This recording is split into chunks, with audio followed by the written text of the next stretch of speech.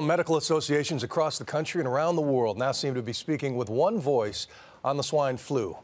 They're reporting steep declines in the number of new cases, but doctors are warning that while the drop is welcome news, it's way too early to declare victory. Here's ABC's David Muir.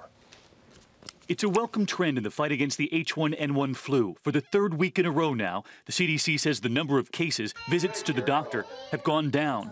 But federal authorities stopped short of saying this flu has peaked. I wish I knew if we had hit the peak. Nothing is typical about this year's influenza.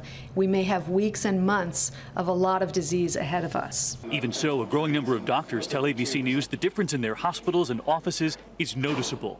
In Maryland, the state health director said the trend is clear. It appears as if we have reached a peak in this outbreak. Clearly, it is at levels now lower than it was 2 or 3 weeks ago. In Fort Worth, Texas, where officials once sent 80,000 students home when fears of this flu first began, the absentee rate, they told us, is now back to normal. In fact, the week of October 22nd, 301 schools closed down, 245 the next week, then 70, 35, and this week, just 3.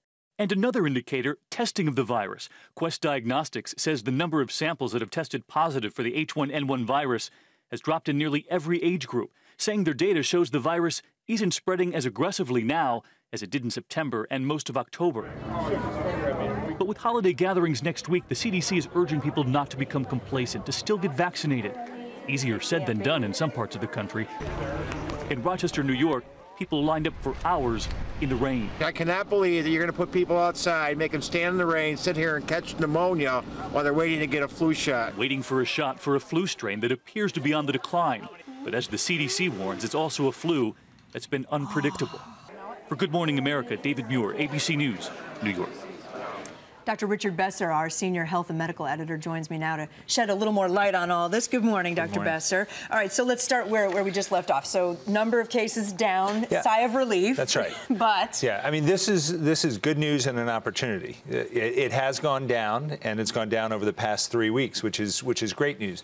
Hopefully, this will give people a chance to take their breath, get in line, get vaccinated, because we don't know what's coming down the pike.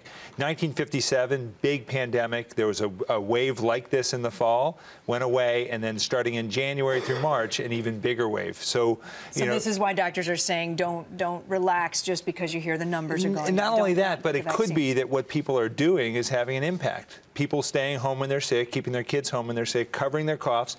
Maybe that's part of the reason it's going down. And if people let up their guard on that, it would come back. It goes back up. And what about Thanksgiving holiday travel this coming week? Yeah, I mean, this is the time that you have to worry about. People getting together from all over the country, spending great time with family. But if you're sick, the big message is, if you're sick, don't travel. Because if you're traveling, you're going to get people sick on airplanes and buses.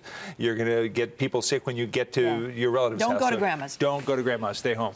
There's this other thing in the news this week that I want to ask you about. The cluster of cases in North Carolina that seem to be resistant to Tamiflu. Yes. Explain to us why that's significant. It's quite concerning. So Duke Medical Center reported yesterday 4 cases in their hospital of Tamiflu-resistant flu.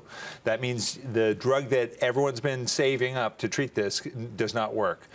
It looks like they got this infection in the hospital, and it sounds like it hasn't spread from there. CDC sent investigators to help the state and the hospital investigate this. But if this were to spread widely, it would be a problem, because this is the drug that has been stockpiled for treating serious infections. You said just a small group of cases. 4 cases. 4 cases. There's been 21 reported in the U.S. over the entire pandemic so far. And Tamiflu does hit right now, what, 99% of the cases can be stopped by? Yeah, more than 99%. If we've had 22 million cases in this country, and there are only 21 cases that have been reported resistant, that's a good sign. But they're going to be watching very closely to make sure this doesn't spread. Because is there another drug that we can take if suddenly the swine flu becomes resistant to Tamiflu? Yes, these 4 strains were sensitive to something called Relenza, but this drug has to be given through an inhaler.